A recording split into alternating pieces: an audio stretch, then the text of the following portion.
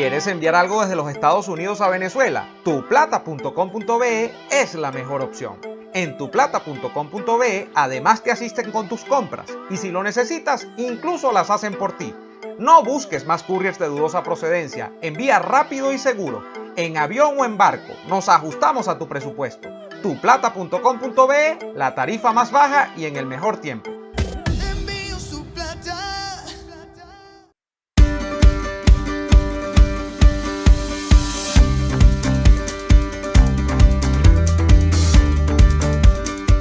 Estamos con Pedro Castillo, quien tiene una interesantísima trayectoria musical en Venezuela y además de eso una participación sumamente importante también en lo que ha sido la publicidad en nuestro país.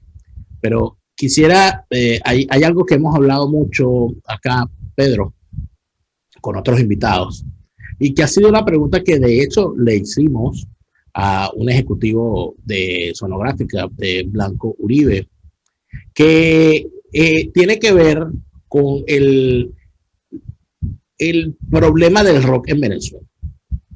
El problema del rock en Venezuela con respecto a su difusión. ¿Qué pasaba cuando unos muchachos que estaban haciendo rock o querían hacer rock iban con esa maqueta de temas que se plantearon hacer en Aditus cuando iban a una disquera? En un mercado acaparado por el género tropical y en todo caso por la balada pop que explota de la manera que explota en los años 80. ¿Qué tan difícil fue eso? Sí, es interesantísimo ese tema, déjame decirte, Daniel. Cuando yo entro a Aditus, el primer disco que grabamos todavía tenía rasgos progresivos, porque Aditus venía también en esa onda. Pero el segundo disco que hicimos, producción independiente, donde está mi amplificador, ya es un poco más digerible, pero no hay baladas, sino canciones que hablaban de nuestras vivencias, de un tipo que quería ser músico, como todos nosotros, vivir de la música, llamado Ferdinando, cuenta su historia. Hay otra que se llama Apartamento, que cuenta la historia de cómo todo lo que había que hacer para comprarse un apartamento. De hecho, eso sucedió paralelo a la compra de mi primer apartamento. Ya Sandro había pasado por ahí. La letra vivencial. Exacto, había una canción llamada ¿Qué más da?, inspirada en aquel eslogan de apúntale a la cesta, para concientizar a la gente que no botara basura en la calle. George no se debe acordar de eso, era de nuestra época, Daniel. Claro, George escribió una canción llamada Exámenes Finales. Él daba clases de inglés en el Colegio Los Arcos, entonces era el punto de vista de él como profesor. La canción era muy cómica, mira. Eso es buenísimo. Un pedacito de la letra. La broma decía, no estudié, no voy a pasar, no repetiré el año escolar. Esa era el coro de la letra. Pero ustedes aparecen con eso. Era nuestra realidad. Ajá. ¿Y qué decían los ejecutivos cuando ustedes sacaban la guitarra y cantaban esa canción, por ejemplo? Es que nunca llegamos a hablar con una disquera en ese entonces. La música era producción independiente nuestra. Ya. Pero de ese disco llegamos a vender en aquel entonces entre 5 y 10,000 copias. Hicimos varios tirajes. Y hay algo que poca gente ha dicho y un apoyo muy importante, parece mentira, fue la radio, pero fue la radio en el interior de Venezuela. Era la que apostaba lo novedoso. Específicamente en Barquisimeto. La ciudad musical de Venezuela. Exactamente. Eso fue permeando poco a poco a la capital, pero no lo suficientemente fuerte como para promover ese tipo de cosas. Y después llega Alejandro Blanco Uribe a través de Fono Talento, que es, digamos, la chispa que dispara todo el movimiento. Y en el 85 Aditus ya con 3 discos, con 2 discos, producción independiente, logra firmar un contrato con Sonográfica. Entonces, Pedro, pero ustedes habían sostenido la producción de 3 discos, o sea que habían bajado de la mula el pecunio personal para poderse, y ustedes se creían, ustedes decían, esto va para adelante, esto no es algo transitorio, el proyecto tiene que seguir, no podemos achantarnos, pues. Sí. Pero debo aclarar una fecha, a ver, para que le responda a Neomar. Tú no te retiraste, tú no renunciaste en el 84 a Aditus. ¿Tú no te fuiste a Aditus en el 84? No, yo me fui de Aditus en el 94. 10 años después, perdón. Ahora, estamos hablando del disco Háblame de ti. No, mucho antes. Dame un segundo y te busco los discos. Adelante, pero qué pueden hacer la cuña de los patrocinantes mientras tanto. Por favor, pero qué maravilloso. El disco va tomando, busca sus discos y es una cosa preparada. Impresionante. No, que vuelva, de verdad. Mira, hay que traerlo otra vez. A ver. En aquel entonces, sobre todo George y yo, que somos coleccionistas de discos, melómanos, amantes de la música, en aquel entonces los discos nacionales estaban muy mal hechos y la nota era comprar los discos importados. Entonces nosotros queríamos que los discos nuestros hechos en Venezuela fuesen como los importados. Este fue el disco que te hablaba, donde está mi amplificador. Este disco lo sacamos con el logo de iTunes en 3 colores diferentes. El disco traía una calcomanía adentro y adentro estaba el sobre con las letras. Luego, en el 84, hicimos este. Este fue producción nuestra también. Nosotros nos encargamos de hacer sesión de fotos, de hacer toda la producción. Incluimos un folletico con las letras de las canciones, cosa que no existía, cosa que no hacía. En Venezuela, en el mercado internacional sí existía. Claro. Los discos se sacaban con letras y todo, la lírica. Exactamente. En Venezuela esto no se solía hacer. Y bueno, 55 bolívares. ¿Y cuánto le quedaba a cada uno? 45. Eso cuando vendieron los 10.000 de ¿cuánto les quedaba a cada uno en dinero, en metálico? Bueno, con esto lo que hacíamos era pagar todos los costos de fabricación, estudio de grabación, material, cinta, y el resto nos lo repartíamos. ¿Cuánto te quedó la primera vez? Estoy como Neomar, preguntando la parte económica. No me acuerdo. Sí te puedo decir, o sea, ojo, hablando de dinero, no te puedo decir cuánto nos quedó con el disco, pero fueron los únicos discos con los que ganamos dinero. Una vez que tú firmas con una disquera, te olvidas del dinero de los discos. ¿Por qué? Porque las disqueras siempre... a ver, ¿cómo te digo? Suéltalo. Las disqueras normalmente utilizan cualquier cantidad de recursos o excusas para no pagarte regalías. No, que este disco costó muy caro, te pasaste 100 horas más del presupuesto, no sé qué cuento, y al final no cobras regalías. Una vez logramos cobrar regalías en Sonorrodén, porque el gerente general estaba de viaje, y cuando llegó y se enteró que nos habían pagado, le formó un lío a la tipa de administración. Pedro, pero ustedes empezaron en Fonotalento, asociado o sucursal directa de Sonográfica. Allí estuvieron con ¿cuántos discos? ¿Cuántos discos hiciste en Sonográfica? En Sonográfica hicimos juegos de azar, después hicimos algo eléctrico y después hicimos una recopilación llamada Lo mejor y lo peor de Aditus. Hicimos 3 discos. Ahora, ¿cuál es el momento en el que ya con el fenómeno Aditus ustedes dicen, explotó, esto ya, o sea, ¿cuál fue el momento en que ustedes sintieron, oye, la cosa pegó? ¿Fue con algo eléctrico o fue previamente? ¿Cuándo se sintieron de verdad que la cosa había fructificado?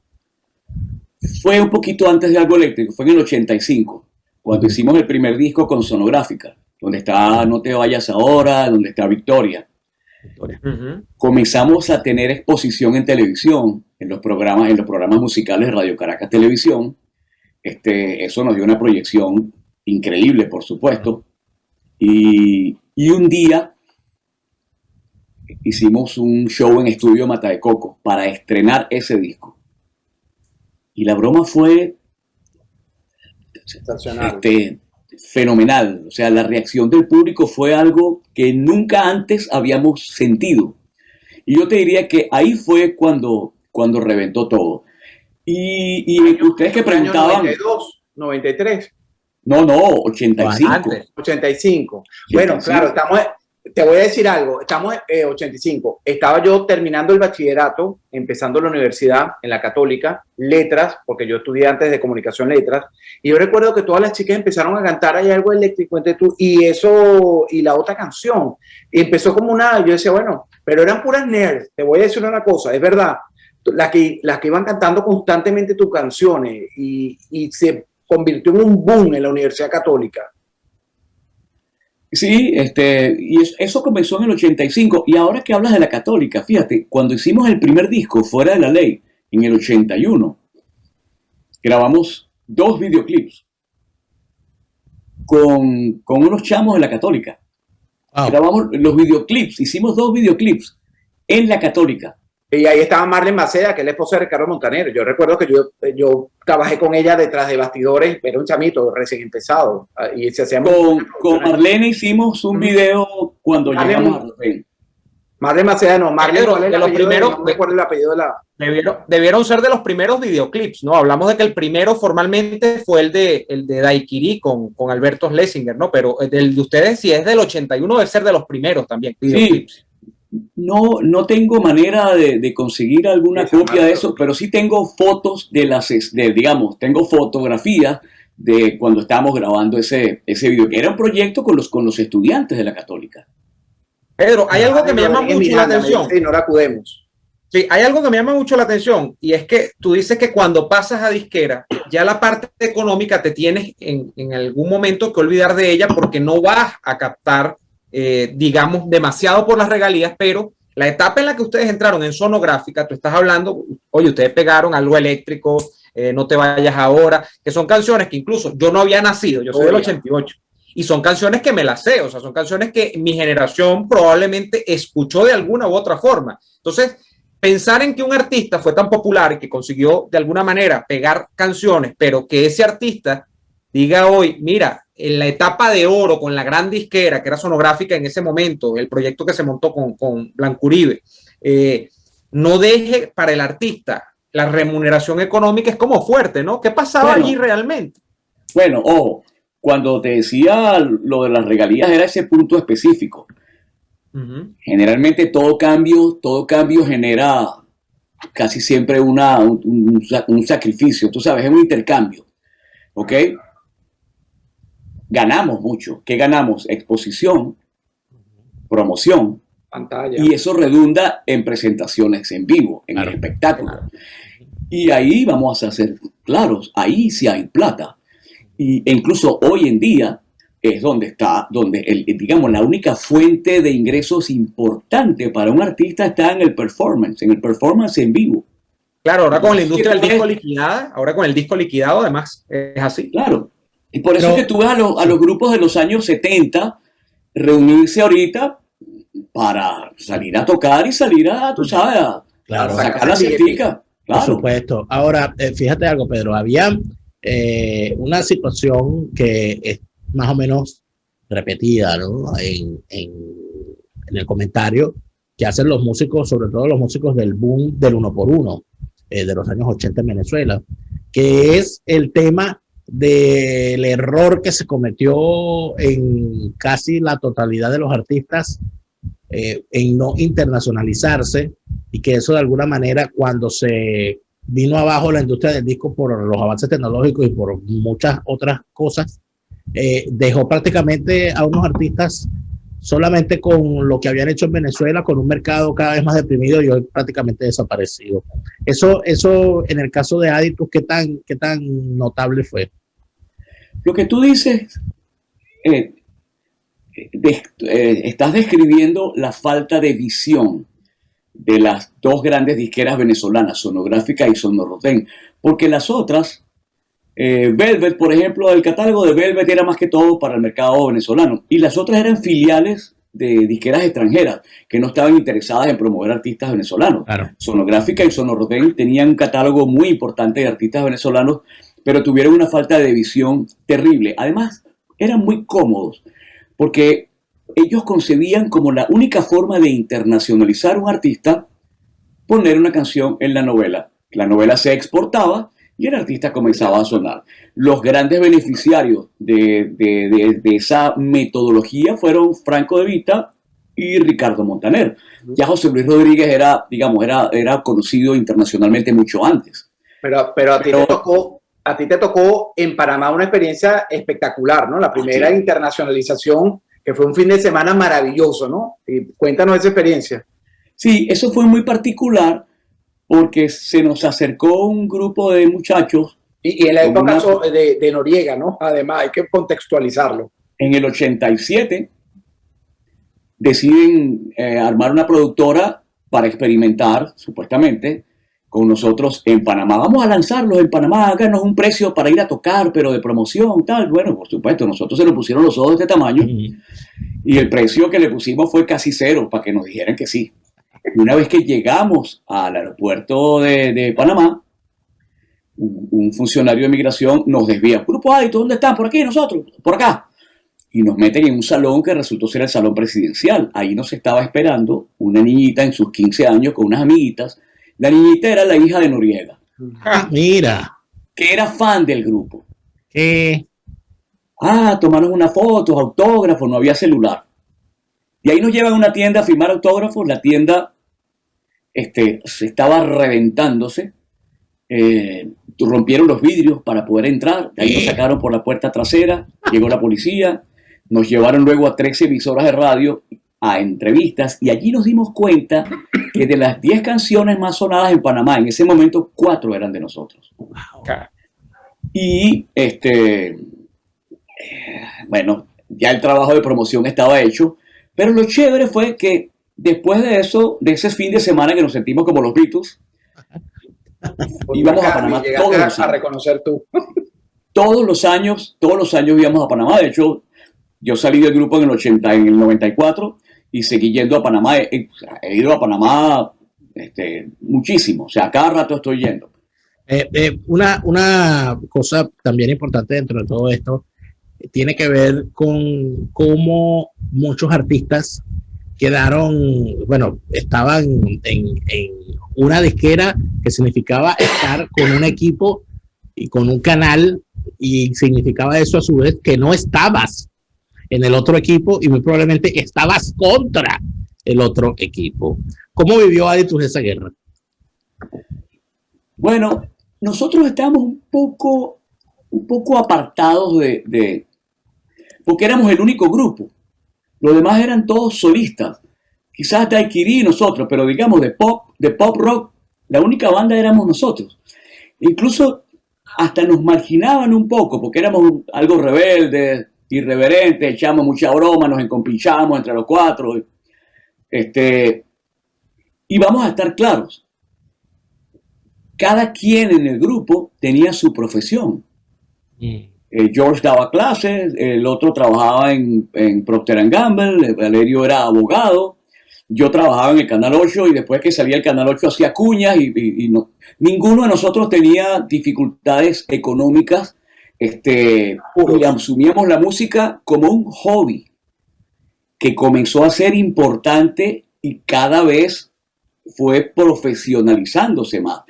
La diferencia era que nosotros manejábamos el grupo como si fuera una compañía. Era nuestro hobby, pero lo gerenciábamos como si fuese una empresa. De hecho, creo que somos los únicos que no hablamos mal de las disqueras, porque las disqueras están allí para hacer dinero y ese era su negocio. Claro. Pero en todo ese fenómeno, Pedro, estando dentro de una disquera y siendo uno de los que logró pasar de sonográfica a sonoros. No sé si eso fue traumático, no sé si hubo tiros en el trayecto, pasaste por debajo de la trinchera, ¿cómo fue ese proceso? Ya te voy a contar, pero déjame para que veas una. Tú no me dejas, yo no puedo hacer share. Yo te puedo permitir que, claro. Déjame hacer cualquier cosa después de vestirse amarillo. Puedo poner aquí. que vas a compartir con nosotros, Pedro. A ver, ajá. Una foto de la tienda donde fuimos a firmar autógrafos en Panamá. ¿Cómo se llamaba la? Taxi. Era como Bahías. Como Bahías. Mira, Taxi. Famosísima, imagínate tú. ¿Vale todo eso? Este que está aquí soy yo. Con lente oscuro. Ajá. La estrella de la Taxi. tienda hasta arriba. Imagínate el gentío. Mira el gentío. No, es que Daniel, ese fue el primer, como ellos eran rock alternativo y no, ese fue la fama de ellos internacional, el momentum. Este que está aquí es George. Este firmando autógrafo. Este es George. Imagínate tú. O sea que el fenómeno era real. Ahora, Pedro, una pregunta. Sí. Daniel, una pregunta antes de que despidamos este segmento, que ya tenemos que hacer el corte. Pedro, en Chile eran Los Prisioneros, en Argentina Soda Stereo. ¿Ustedes se plantearon en algún momento llegar a ser el grupo, digamos, de rock latinoamericano de Venezuela? ¿O esa pretensión nunca estuvo en la mente de ninguno de los integrantes? No, sinceramente nunca tuvimos esa pretensión. Y honestamente te digo, yo creo que eso pertenece a otras bandas que vinieron después, y ahí es donde juega un papel importantísimo el Festival Nuevas Bandas. Eso, digamos, ese sitio pertenece a Desorden Público, a Sentimiento Muerto, claro, a esas bandas que surgieron un poquito después de nosotros. Sí. Claro, y eso dentro de todo el fenómeno y todo el tema de las disqueras y de las cosas que ustedes lograban ver allí, ¿hubo, en tu opinión, algún grupo o algún solista que mereció más apoyo, sea de la disquera o sea del público, y que tú puedas decir, oye, pero tan bueno que era su propuesta y por qué no pegó? Bueno, es que el mundo está lleno de casos, de casos así. Pero hay algún caso que recuerdes. Hay alguno en particular de esa camada que tú dirías, oye, él tenía que haber subido y no subió por X, por la disquera, por Y, por sus cuestiones personales, su vida personal. Alguien que por el público, porque de repente el público no lo entendió. No entendió la propuesta.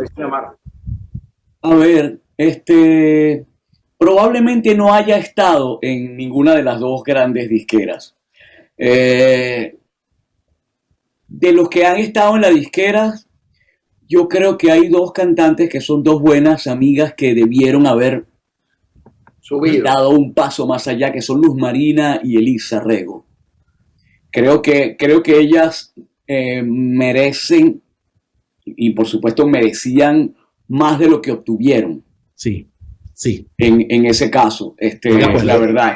Como hay otros personajes, y debo decirlo porque a mis 62 años ya el filtro se va desvaneciendo. Hay otros personajes que tuvieron cosas que no merecían, como Paul Gilman, por ejemplo. No, estamos perfectos, estamos en completa sintonía. Sí, señor. Pero hay que decirlo. Claro. Hay que decirlo. Además de eso, hay que recordar algo importante, que cuando, sobre todo en estos nuevos tiempos, ya para terminar, ciertos personajes que tuvieron tanto apoyo y tuvieron una difusión que para el talento que mostraban en realidad no la merecían, que hoy se hagan los excluidos y que ellos no tuvieron la oportunidad, que es ahora cuando la tienen, porque antes, mentira cochina y podrida, todos tuvimos. Claro. O sea que las cosas por su nombre, pero tenemos que despedir este segmento, Newman. Bueno, vamos a despedir. Interesante. Así es, para que el señor Alejandro Marcano dé paso a la parte final y más interesante, de acuerdo a su criterio, de este programa, hoy con Pedro Castillo. Acá abajo, en el enlace de la descripción, mejor dicho, les quedan los enlaces a la primera parte en mi canal y a esa tercera parte y última de esta conversación con Pedro en el canal de Alejandro Marcano Santelli. Vamos a hacer la pausa y nos vemos en el canal de Alejandro.